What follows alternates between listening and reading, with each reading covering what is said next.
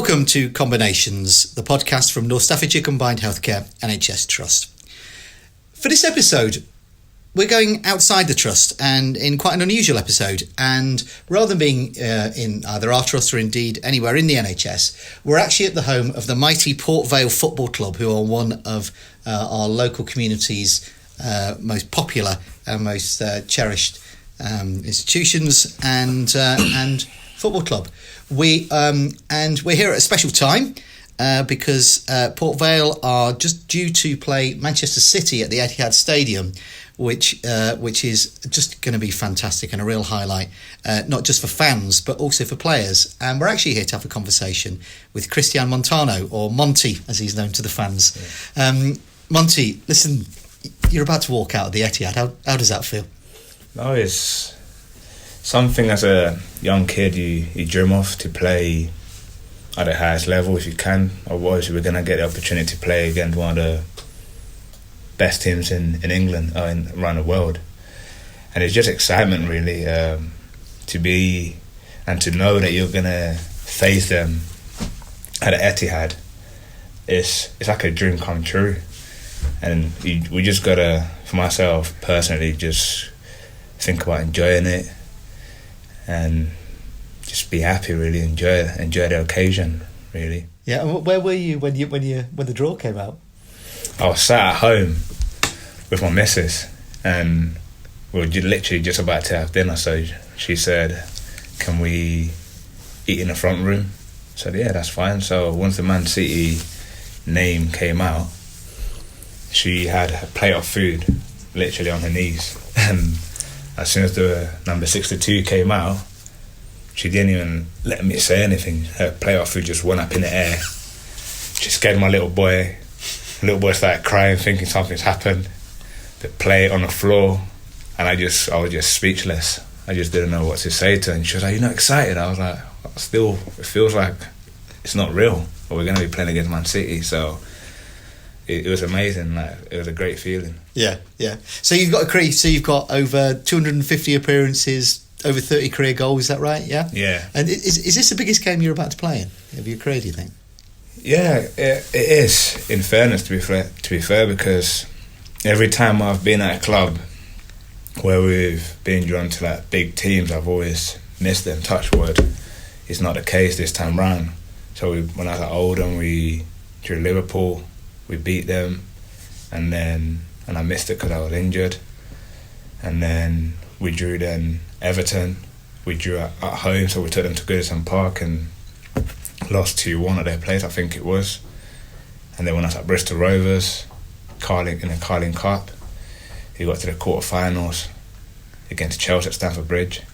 Just got back from an injury. Lucky enough, I made a bench, but I didn't come on. So hopefully this time round I'll be able to play in it. So just looking forward to it, really, and staying positive and just excited to know that only around the corner we got to face Man City. Obviously not taking away the fact that we still got to focus on the league games and what's the next game. That's the most important thing. But to know that start of the year we're going to be going to the Etihad is an amazing thing for the players, as for the club, the fans. It's going to be a great game to be involved in. Yeah, so fantastic times. Yeah. And you came across to England from Colombia, didn't you, when you were 11? Yeah. And it was West Ham originally, wasn't it? You started at. Yeah, I started off at West Ham at the age of 11. Yeah. Well, what? Tell us when you walk out on the field and you're playing a game you love and everything else in front of the fans. How does it feel? It's like as a kid you dream of playing in front of a crowd, and when you finally get that opportunity, it's an amazing feeling. The buzz of knowing that you're playing in front of people, cheering you on, whether anything, that it's just an amazing feeling, really. You can't really describe it. Something that you've got to experience yourself to be able to know what it feels like. And for me, it's just, obviously before every game you get nervous no matter who you're playing up against, because you don't want to sort of let yourself down, importantly, because if you let yourself down, you'll be letting your teammates down as well. So you just want to make sure you have a good game, making sure your first touch is good, your first pass, your first tackle. You want to make sure you win your first contact with the ball. Everything, you want it to be perfect. And then after that happens, then you're in the game. You're okay. Here it is. Let's now enjoy it. Yeah. Had my first touch. Won my first tackle. First pass was good. And now let's just forget about all the nerves and enjoy it. Yeah. But obviously, playing in front of fans and living your life almost in a goldfish bowl, and the increasing things this year with social media these days and all of that. I mean that brings pressures, and that brings challenges, doesn't it? And we get looked at in a way that as if we're not humans when you play any type of sport, or even like celebrities, no matter what you do. But once you are in that environment, you get looked at a bit as if you can't do anything wrong, you can't step out of line, which is fair enough, but we are humans at the end of the day. Everyone deserves the same respect, the same. You've got to be, obviously within football or being in the public eye, you've got to behave a certain way because you're a role model to young kids, even to adults. You're a role model. So you've got to do things the right way, which is, I think, my main reason for not being on social media as much like Twitter and things like that, for that reason, because you don't, sometimes the views you get as well, as a footballer, you have to be able not to respond to it, and sometimes it's hard. So I rather, for myself, stay away from social media. So I don't read what people say, whether it's good or bad. I don't get carried away if they say something good about myself. I don't really get too carried away with it, because next game is round the corner. What's happened. So then you got to look forward to the present and the future. And the next game might not be as good as your last game, and then you'll be getting insulted or abused or getting called all sort of names on social media. So I'd rather stay out of it and not see what they're saying, if it's good or bad about me. I just focus on myself, really. But it comes with a lot of pressure, really, because you're playing for people's jobs, you're playing for your own jobs, you're playing for your family's lives as well, your own career, and also fans are paying to watch you, so you want to give them a good performance. You want to make sure you get a 3 points. You don't want to disappoint people as well. So it comes with a hell of a lot of pressure. Yeah, no, obviously. So, whereas from the outside, people might think, playing football and doing that is, a bit of a dream, and isn't it great and all that. I mean, it just takes sheer guts. And I know that one of the things that you've also had a lot of guts about, which takes a lot of guts, is also talking a bit about your own challenges that you've had throughout your career and in your personal life as well. And obviously we don't need to go into all the details of that. There is a fantastic video that we'll put a link on at the bottom of this podcast to your own story on YouTube, where people can see all the details there. But the in particular, you've had the real bravery and the real guts to talk openly about mental health and your own struggles with mental health. And I wonder if you'd like to say a little bit about that. Yeah, I think with sort of like being bravery and achieving your own dream, like myself, like I did, it took a lot of sacrifices. Obviously moving from Colombia to starting a new life in a country that I couldn't even speak the language, having new friends, starting school over again. At first for me it was quite hard. I used to just cry. When I was 11 years old, I used to cry to my mum and say I want to go back to Colombia. I can't understand what anyone's saying to me. I want to go back home and actually have my life back, because I've got no friends, I've got no football, which then put a bit of pressure on my mum, because obviously she wanted to see me happy. Fair play to her, she went out there, found a Sunday League team for me where I started playing, enjoyed myself, and then I got spotted by West Ham where I signed for them, and my whole career then kicked on, really. But it didn't come easy. It came at a cost, obviously, by missing a lot of time with family. The good thing was that I was able to learn a new language, which was something that I thought I'd never gonna be able to do. And then, obviously, fast forwarding it to the mental health bit that I went through, and it was, more importantly, when I was in that state of mind, what I thought no one was with me, I thought everyone was against me. I then realised the pain I was causing, not just my family, but myself, which would enabled me to actually speak to someone. Because I went through it for quite a long time where I was seeing my mum suffer. I was seeing my loved ones around me, the few that actually stayed with me at that time, suffer.